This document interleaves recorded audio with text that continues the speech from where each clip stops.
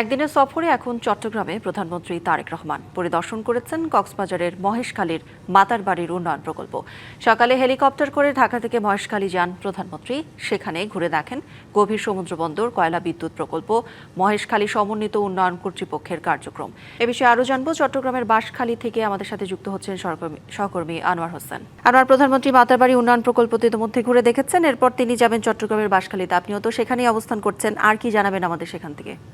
প্রথমে যেটি জানাতে চাই সেটি হচ্ছে আসলে এই বাঁশখালীতে প্রধানমন্ত্রীর আগমন উপলক্ষে এখন শুধু অপেক্ষা করে, যেটি হচ্ছে যে এখান থেকে যেটি বলা হচ্ছে অল্প কিছুক্ষণের মধ্যেই তিনি এসে এখানে উপস্থিত হবেন। অর্থাৎ মহেশখালী থেকে তিনি এখন থেকে প্রায় 15-20 মিনিট আগে অর্থাৎ হেলিকপ্টার যুগে কিন্তু তিনি রওনা করেছেন, যেটি তার মানে বলাই যায় যে অল্প কিছুক্ষণের মধ্যেই হয়তো 10-15 মিনিট বা খুব বেশি হলে 20 মিনিটের মধ্যেই তিনি এই বাঁশখালীর বাহারছড়া ইউনিয়নের যে এই সমুদ্রের পাড়ে যে আয়োজনটি করা হয়েছে, মূলত এখানে সম্প্রতি বন্যা যে ক্ষতিগ্রস্ত যারা হয়েছেন তাদেরকে ত্রাণ সহায়তা, সেই সঙ্গে যে নতুন ঘরের যে চাবি হস্তান্তর থেকে শুরু করে যে এখানে একটু কার্যক্রম আছে, একই সঙ্গে এক ধরনের সমাবেশ যদি আমরা বলি সেটিও আসলে এখানে আয়োজন করা হয়েছে। আপনি নিশ্চয়ই দেখতে পাচ্ছেন এখানে একটি সার্কেল করা হয়েছে, যেখানে মূলত যারা ভুক্তভোগী যারা আছেন, যারা ক্ষতিগ্রস্ত আছেন তাদেরকে সামনে আনা হয়েছে।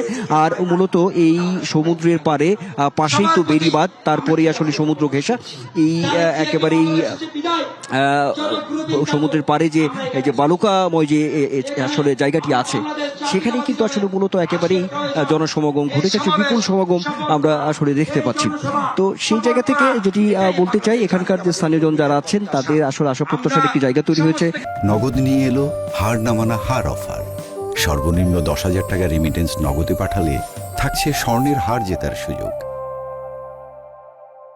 প্রধানমন্ত্রী নির্বাচন হওয়ার পরে প্রধানমন্ত্রী হওয়া এবং মন্ত্রিপরিষদ সব মিলিয়ে প্রথমেই আসলে চট্টগ্রামে তিনি আসছেন এই বাঁশখালীতে প্রধানমন্ত্রী হওয়ার পর।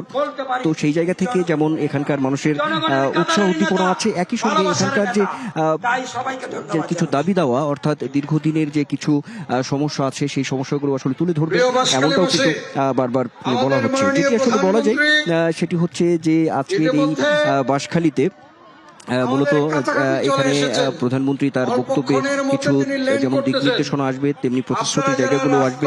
আমাদের কাছে আসলে তথ্য আছে উপকূলীয় অঞ্চল, যেটি আসলে বলা হয় যে দেশের মোট জনসংখ্যার 36% আসলে মূলত উপকূলীয় অঞ্চলে বসবাস করে, যে কারণে এই জলবায়ুর যে অভিঘাত, জলবায়ুর যে মানে ক্ষতিগ্রস্ততা, সেটি আসলে এখান থেকে মুক্ত হওয়া এখানকার মানুষের মানে দীর্ঘদিনের আসলে চাওয়া, এক ধরনের অধিকার। আসলে সেই বিষয়গুলো আসলে উঠে আসবে এবং বেড়িবাঁধের প্রসঙ্গটি সেখানে আসে বারবারই, যেমন জোয়ার ভাটা, আবার আকস্মিক বন্যা। কিছুদিন আগেই বাঁশখালী এলাকায় এক ধরনের যে আকস্মিক বন্যাটি হয়ে গেল, বেশ ক্ষতিগ্রস্ত হয়েছে এখানকার মানুষজন। এই বিষয়গুলো কিভাবে সমস্যা দীর্ঘদিনের এই সমাধানগুলো কিভাবে করা যায়, সেই প্রসঙ্গটিও আজকের এই সমাবেশকে কেন্দ্র করে তৈরি হয়েছে, এমনটা কিন্তু আমরা বলতেই পারি। সব মিলিয়ে যদি কৌরি বলি তাহলে বলতে হবে যে অল্প কিছুদিনের মধ্যেই প্রধানমন্ত্রী এই সমাবেশস্থলে এসে উপস্থিত হবেন। সেখানে আজকে দীর্ঘদিনের যে চাওয়া সামনে আসবে, এমন বলতেই পারি। আর তিনি আজকে একটি সাংগঠনিক সভা আছে, সেটি শেষ করেই আজকে রাতেই ফিরবেন। আনোয়ার, ধন্যবাদ আপনাকে।